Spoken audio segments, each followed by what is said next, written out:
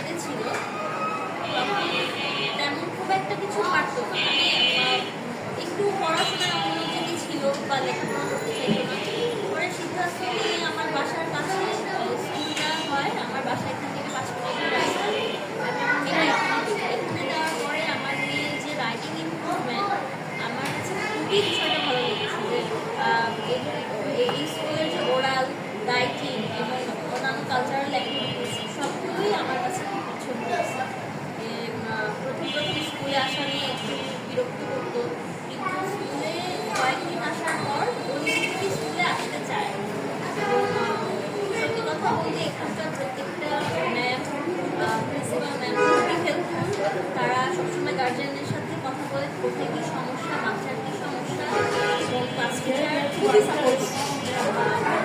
স্কুলের আরেকটা বিষয় যেটা খুবই আমার কাছে মনে হয় যে খুব ইম্পর্টেন্ট এবং আমার নিজের ব্যক্তিগতভাবে ভালো লাগে, এখানে অটিস্টিকদের জন্য একটা বিশেষ সুবিধা আছে যেটা অন্যান্য স্কুলে দেয় না বা নিতে চায় না। এখানকার বা প্রিন্সিপাল স্যার উনি এই ব্যবস্থাটা করে দিচ্ছে। তাছাড়া স্কুলের এনভায়রনমেন্ট বা কমিউনিকেশন বিষয়গুলো, যেমন অনেক স্কুলে গার্জিয়ানদের কোনো মতামতের প্রাধান্য দেওয়া হয় না বা তাদের সাথে যোগাযোগ ওভাবে করা হয় না, তাদের আলাদা একটা সারাউন্ডিং পরিবেশ থাকে। কিন্তু এই স্কুলে আমরা একদম ফ্যামিলির মতন সমস্ত সমস্যার কথা প্রিন্সিপাল ম্যামকে বলতে পারি নির্দ্বিধায়।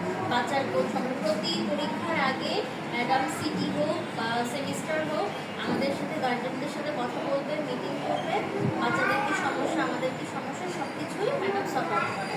এবং আমি বলবো যে আমি আমার বাচ্চাকে স্কুলে দিয়ে আমার ব্যক্তিগতভাবে খুবই ভালো লাগছে এবং এখানকার পড়াশোনার মান, পরিবেশ সবই ভালো। আমি সবাইকে বলবো যে একবার হলেও এখানে এসে দেখেন, সবার সাথে কথা বলেন, প্রয়োজনে ক্লাস যাচাই করেন, তারপরে বাচ্চাদেরকে ভর্তি করেন। আমি আবারও প্রিন্সিপাল ম্যামকে ধন্যবাদ জানাই যে উনি এত সাপোর্টিভ। উনি প্রত্যেকটা এবং আমরা যে এত ওনার সাথে আমাদের ব্যক্তিগত সম্পর্ক যেটা বলে, সব স্কুলে কিন্তু এই সুযোগটা দেওয়া থাকে না যে একটা গার্জেনের কোনো সমস্যা ব্যক্তিগত হোক বা যে কোনো সমস্যা সেটা। সবাইকে ধন্যবাদ।